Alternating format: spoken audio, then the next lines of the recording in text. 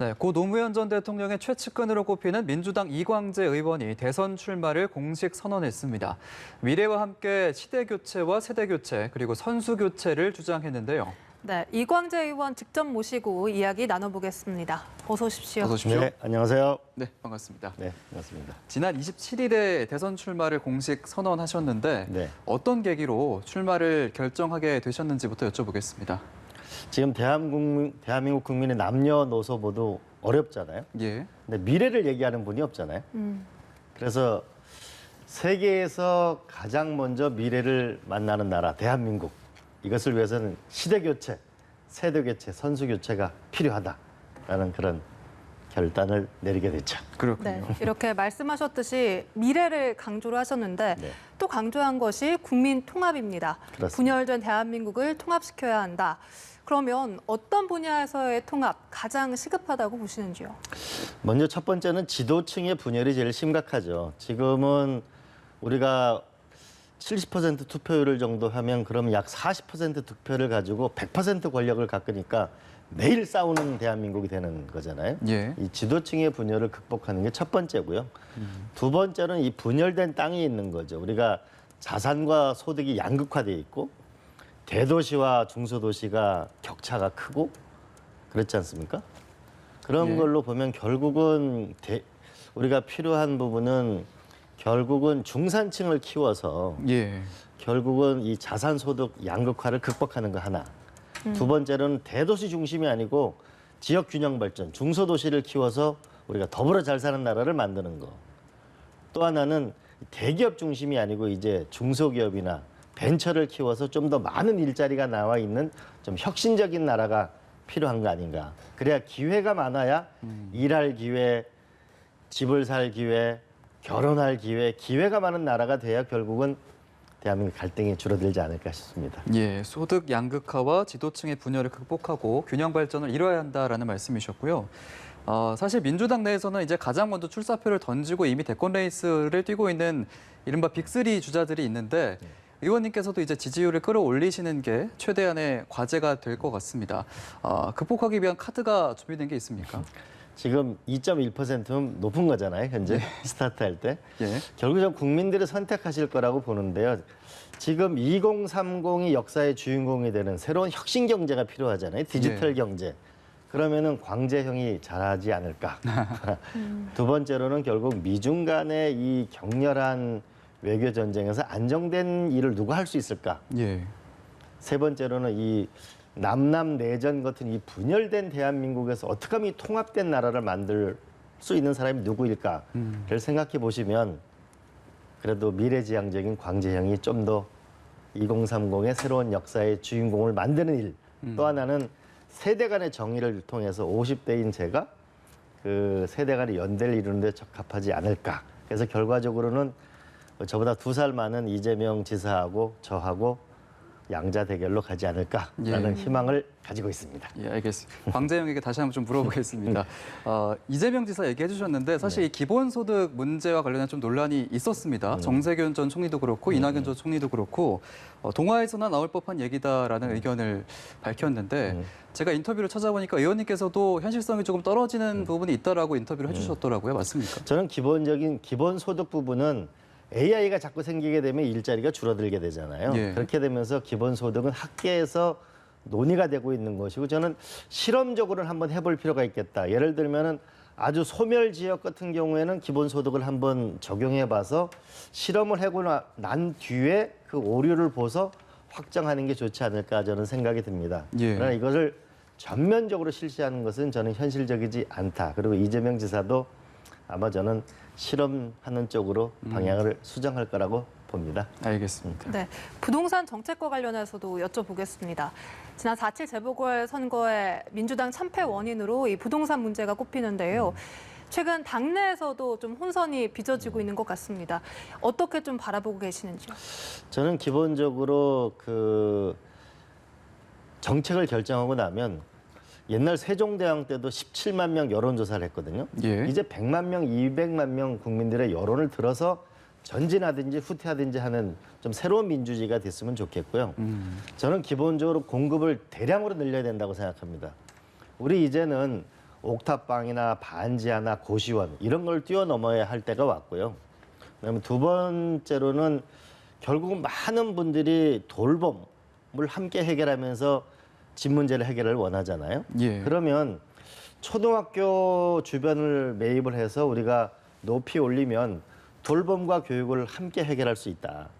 더 나아가서 이제 대학이 점점 문을 닫는 어려운 상황이 왔잖아요. 그러면 대학교 안에 일자리를 만들면서 주거 문제를 해결할 수 있는 대학 도시를 만드는 그런 좀 과감한 정책을 써나갈 필요가 있다.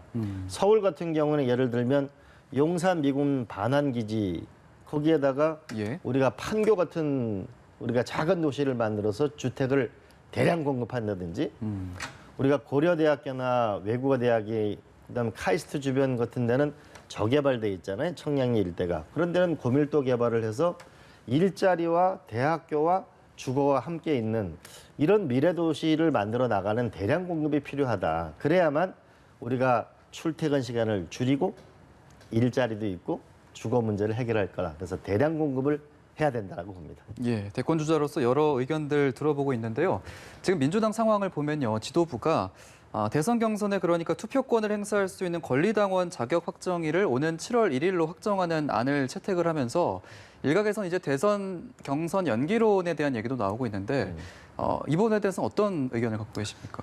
저는 대선은 제가 선수이기 때문에 경기 규칙에 대해서 말하는 건 적합하지 않은 것 같고요. 예.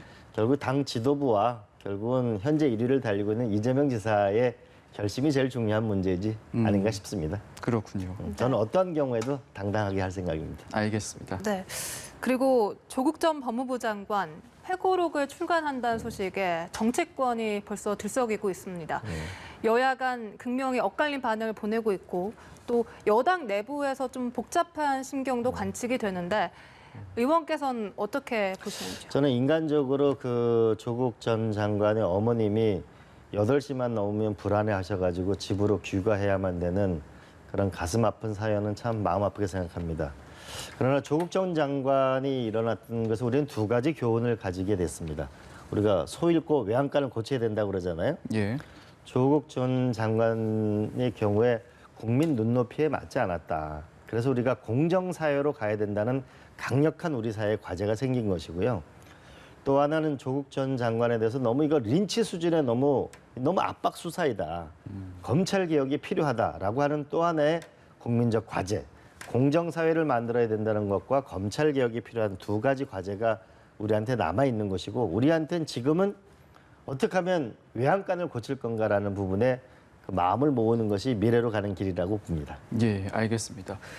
그리고 한편에 지금 국민의힘에서는 이준석 전 최고위원 돌풍이 불면서 네. 세대 교체 바람이 좀 불고 있는 상황인데요. 사실 이런 젊은 피해 수혈이라든지 이런 세대 교체 가치는 민주당에서도 먼저 내세웠던 기치였기 때문에 생각되는 부분이 좀 많으실 것 같아요. 저는 이 산업화 민주화에서 이제 사람 중심의 디지털 사회로의 대시대 교체와 세대 교체, 선수 교체가 필요하다는데 전적으로 저는 동의하고요. 예.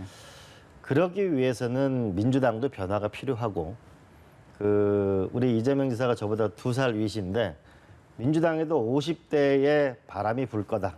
저는 그렇게 생각하고 더 나아가서 저는 2030이 현재 디지털 시대를 주도하잖아요. 우리가 예. 마켓 컬리를 보거나 우리가 무신사를 보거나 현재 벤처를 보게 되면 과거에는 돈을 벌기 위해서 주로 사업을 했다면 지금은 사회를 바꾸기 위해서 도전하는 젊은이들이 저는 이들에게 미래가 있다. 그래서 2030이 역사의 전면으로 등장하는 그 길을 열려고 하고 저는 그걸 도우미가 되고 그래서 광재형이 되려고 하죠. 그렇군요. 네, 알겠습니다. 야권 유력 대선 주자죠. 윤석열 전 검찰총장 공식적인 행보는 미룬 채 비공식적으로 전문가 그룹들만 만나고 있습니다. 일각에서는 너무 자명이 길어지는 것 아니냐 이런 비판적인 시각도 있는데요. 의원님의 의견도 궁금합니다. 저는 김동연 전 부총리를 보면은 이렇게 말씀하시잖아요. 나는 그 문재인 정부의 초대 부총리였다. 신의를 지키겠다고 말씀하시는 부분도 한 번쯤 생각해 봐야 될 문제라고 보고요. 저는 국민들이 판단해 줘야 된다고 봅니다. 우리가 이 디지털 시대에 2030이 질주하는 나라, 이 규제를 완전히 깨버리는데 누가 일을 할 수 있을까요? 또 하나는 우리가 미국과 중국과의 외교의 문제에서 과연 윤석열 총장은 어떤 솔루션을 가지고 있을까요? 그리고 더 나아가서 이 분열된 나라를 극복하는데 통합이 돼야 나라가 앞으로 가지 않겠습니까? 분열된 땅 위에서는 절대 집을 지을 수가 없습니다. 이때 과연 적합할까요? 우리 국민 여러분께서는 냉정하게 판단해 주실 거라고 봅니다. 예. 앞서서 이제 통합에 대한 얘기도 해주셨고 좀 미래를 향해서 나아가야 된다 이런 말씀 많이 해주셨는데 그렇다면 지금 우리 사회에서 가장 좀 시급하게 해결해야 할 부분은 어떤 거라고 개인적으로 생각을 하십니까? 하나는 결국은 일자리 기회라고 봅니다. 예. 그리고 또 하나는 그 연세 드신 분들이 자기 노후 준비가 안 돼 있습니다. 결국은 복지, 평생 복지, 태어나면서부터 돌아가실 때까지 수명 100세의 삶을 좀 더 안전하게 그리고 안정되게 살고 하는 그 복지의 마음, 그다음에 일자리가 있는 강력한 기회의 나라, 이 두 가지가 필요하고요. 그래서 저는 창업 국가를 열자. 그래서 산업은행을 창업으로 전환시켜서 대규모의 투자를 통해서 일자리를 만드는 게 기회가 중요하고, 또 하나는 우리가 서커스를 보면 높이 뛰려면 밑에 안전망이 있어야 되잖아요. 그렇죠. 그 안전망이 결국은 평생 복지다. 그래서 일자리와 복지가 있어서 좀 개인적으로는 좀 행복한 삶, 국가적으로는 좀 따뜻한 나라, 미국, 중국, 일본, 러시아에 대해서는 좀 당당한 나라, 그것이 국민이 원하는 거 아닐까. 네. 그리고 앞서 이재명 경기지사와 이광재 의원 이렇게 1대1 구도를 만들겠다라고 말씀해 주셨는데, 그러면 앞으로 오늘부터의 계획은, 구체적인 계획 좀 궁금합니다. 저는 창업의 나라, 일자리를 만드는 데 집중하려고 합니다. 예. 복지는 평생 복지를 향해 나가려고 합니다. 두 번째는 외교 문제에 있어서 한미동맹을 기초로 해서 중국과 잘 지내는 균형 외교를 추진해 나가려고 합니다. 세 번째로는 통합을 향한 열망을 가지고 저는 다양한 분들과 다양한 의견을 가지고 하려고 합니다. 분명한 거는 대통령 후보는 산타클로스가 아닙니다. 전 국민들, 대한민국이 국민이 강한 나라고 국민이 위대한 나라입니다. 저는 그분들을 서포터즈하고 플랫폼 캠프를 만들어서 지혜를 모으고 배우고 겸손하게 하다 보면 결국 국민들이 알아주실 거라고 믿습니다. 예, 알겠습니다. 대선 출마를 선언한 시대교체, 세대교체, 선수교체를 주장한 광재영, 이광재 의원과 함께했습니다. 고맙습니다. 고맙습니다. 네, 고맙습니다.